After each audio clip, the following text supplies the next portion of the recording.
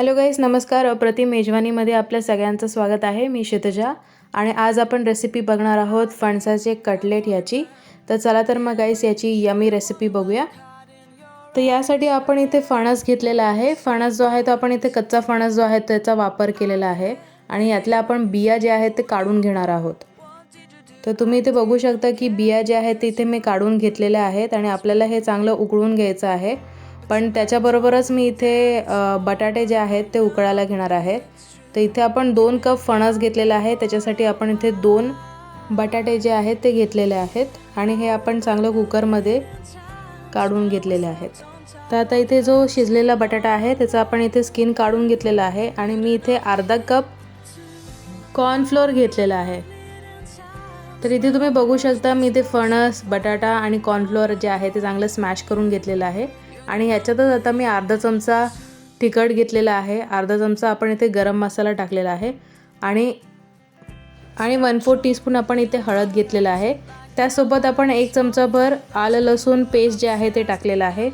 एक आपण बारीक चिरलेला कांदा जो आहे तो टाकलेला आहे आणि 2 ते 3 आपण इथे हिरव्या मिरच्या घेतलेल्या आहेत. त्याचबरोबर मी इथे थोडीशी कोथिंबीर जी आहे ती टाकत आहे. आता हे सगळे इन्ग्रेडियंट्स जे आहेत ते आपण चांगलं मिक्स करून घेणार आहोत.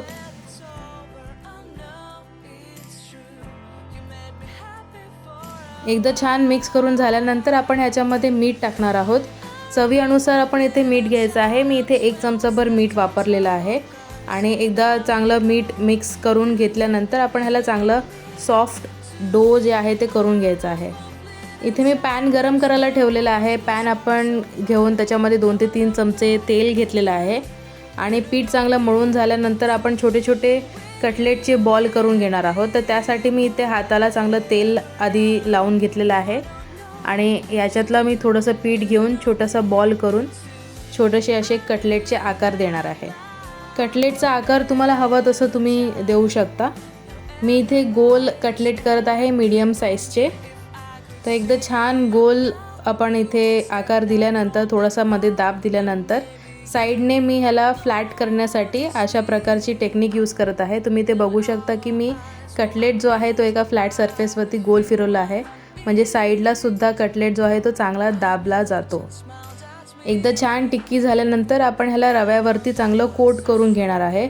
तर तुमच्याकडे रवा नसेल तर तुम्ही ब्रेड क्रम्स वापरू शकता किंवा ब्रेड क्रम्ससुद्धा नसतील तर तुम्ही तांदळाचं पीठ घेऊ शकता. एकदा छान कटलेटला कोट केल्यानंतर आपण इथे मी शॅलो फ्राय करत आहे, डीप फ्राय करत नाही आहे. तुम्हाला हवं असेल तर तुम्ही डीप फ्रायसुद्धा करू शकता. तर एकदा कटलेट आपण इथे पॅनमध्ये शिजायला ठेवल्यानंतर हे चांगलं गोल्डन ब्राऊन कुक होईपर्यंत आपण कटलेट जे आहेत ते कुक करून घ्यायचे आहेत. तर गाईस इथे तुम्ही बघू शकता आपले फणसाचे जे कटलेट आहेत ते तयार झालेले आहेत. खूप अप्रतिम आणि यम्मी असे हे फणसाचे कटलेट बनतात. तर नक्की ही रेसिपी ट्राय करून बघा. Do let us know in the comment section आणि लाईक करा, शेअर करा, सबस्क्राईब करा आमचं चॅनल आणि पाहत राहा तुमचं लाडकं चॅनल अप्रतिम मेजवानी गाईस. Thank you for watching. अशा यमी रेसिपीजसाठी आमचं चॅनल जे आहे ते नक्की सबस्क्राईब करा. Thank you for watching.